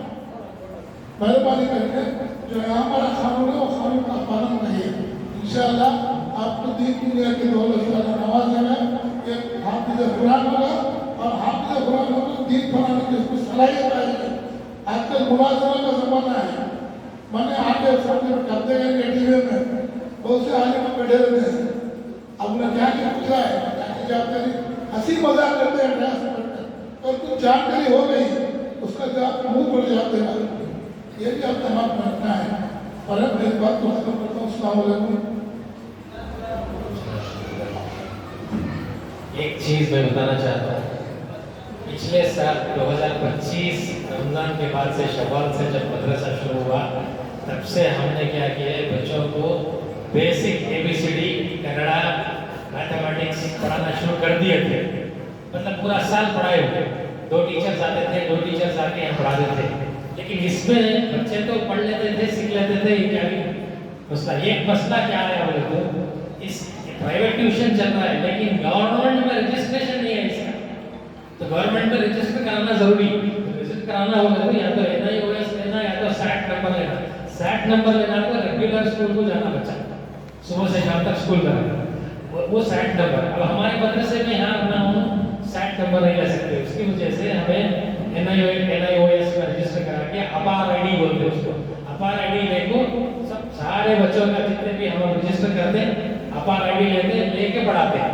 एक बड़ा टीवी तक लगभग 55 इंच का टीवी देखो, 50-55 इंच का टीवी देखो, वो टीवी में हर दिन 3 सब्जेक्ट साइंस, मैथमेटिक्स और इंग्लिश, ये 3 सब्जेक्ट टीवी में वहाँ से बैठ को ऑनलाइन आता है, पूरा पढ़ाते हैं उन्होंने। बच्चे बैठ कर टीवी देख को पढ़ना, उसके बाद उनको जो होमवर्क देती है, उनको जो असाइनमेंट देती वो करना, उतना करना होता है। उसमें क्या होता है, जितना जल्दी बच्चा सीखता है उतना जल्दी वो आगे बढ़ता है बच्चा।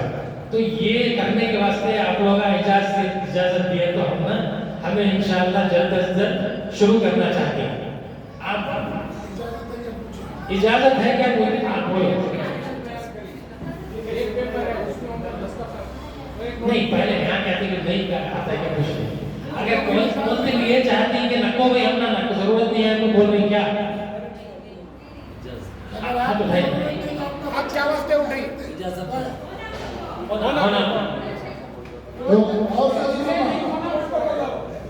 एक बात सुनो बहुत से, आज बता दे रहा हूँ, हम लोगों का जो सिस्टम है उसे मानते हैं तो आपको बच्चे को यहाँ पर पढ़ाइए, नहीं तो आप निकाल कर दूसरे बच्चे को ले जा सकते हैं, इजाजत है।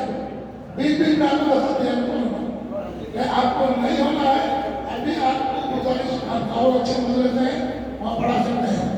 हाफिज होने के बाद सिर्फ मौसम पेशमान का काम नहीं, हाफिज बोले तो हुक्म चलाना वो सब बड़ा काम है। खाली तो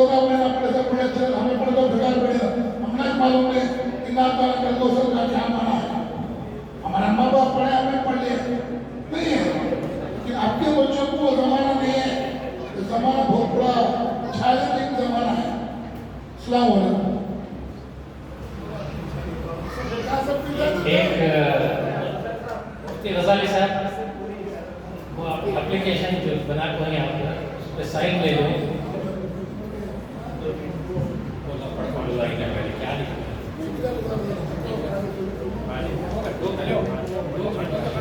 वसीयतनामा जो है पढ़ा लो, इसके ऊपर दस्तखत जो ये इकरारनामा है।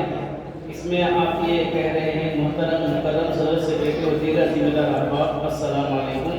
मैं मेरे बच्चे, इसके बाद यहाँ ब्रैकेट छोड़ा है, इसमें आप अपना और बच्चे का नाम लिखेंगे, अपना नाम और बच्चे का नाम को दीनी और दुनियावी दोनों तालीमात की तालीम बढ़ाने के लिए तैयार हूँ और इस मदरसे में जो भी तालीम, खा वो दीनी तालीम हो या फिर NIOS के वास्ते से SSL की तालीम हो, मैं अपने बच्चे को बढ़ाने के लिए तैयार हूँ और इसके लिए आप जो भी तरतीब और निज़ाम बनाएंगे वो मुझे मंजूर है।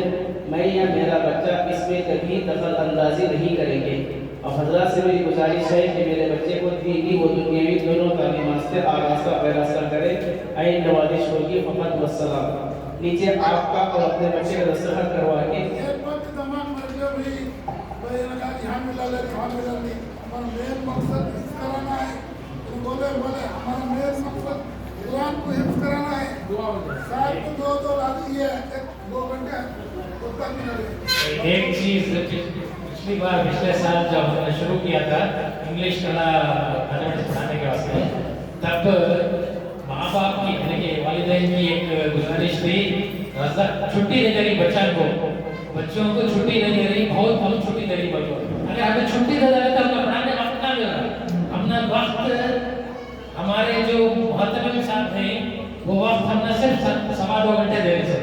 24 घंटे में 2.25 घंटे दे रही हम पढ़ाने, बाकी बच्चा पूरा मदरसे में रहता है, कुरान पढ़ता है, हदीस पढ़ता है। हमने सिर्फ इंग्लिश करना मैथमेटिक्स पढ़ाने के वास्ते सिर्फ 2.25 घंटे दे रही हमें होता है उनके पास। तो मेहरबानी फरमाकर छुट्टियों को जरा कम करें, हमारी बात को जरा मानकर अपने बच्चे को आगे बढ़ाने के लिए हमारे साथ दे रखा है। जज़ाकल्लाह खैर। दरूद पढ़ने पे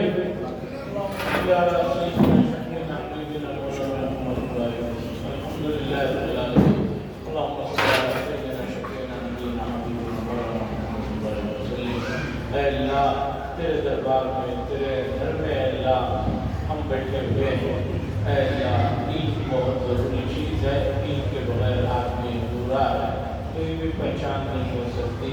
उस सिलसिले में जो भी दौड़ हो रही है, जो भी कोशिशें हो रही हैं, अल्लाह तुझसे कबूल फरमा और हमारे इन बच्चों को जो हमारे पास पढ़ रहे हैं और इसी तरह जहाँ भी पढ़ रहे हैं, अल्लाह इनके ज़हनों को कुशादा फरमा, अल्लाह इनकी क़ुव्वत हाफ़िज़ा को मज़बूत बना दीजिए और माँ बाप को, जिम्मेदारों को, जो बच्चों के जहाँ भी पढ़ रहे हैं, ख़ासतौर पर हमारे मदरसे में वालिदैन को भी बच्चों के सिलसिले में जो कुछ हिदायत दिए गए हैं उसे समझने की और उसके मुताबिक चलने की तौफ़ीक़ नसीब फरमा।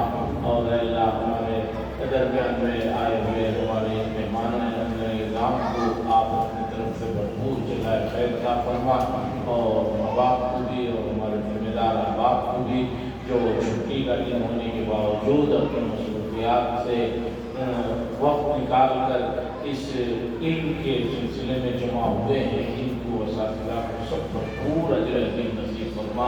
इस दुआ को रसूलुल्लाह सल्लल्लाहु अलैहि वसल्लम से कबूल फरमा। सल्लल्लाहु अलैहि वसल्लम अला खैर खल्क़ि मुहम्मद व अला आलिहि व सहबिहि अजमईन वल्हम्दुलिल्लाह।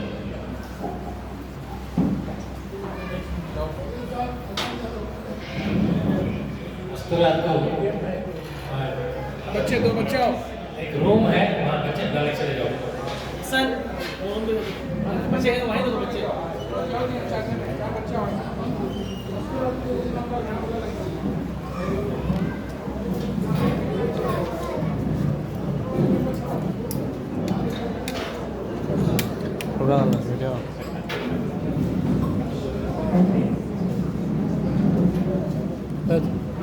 ये निकालो।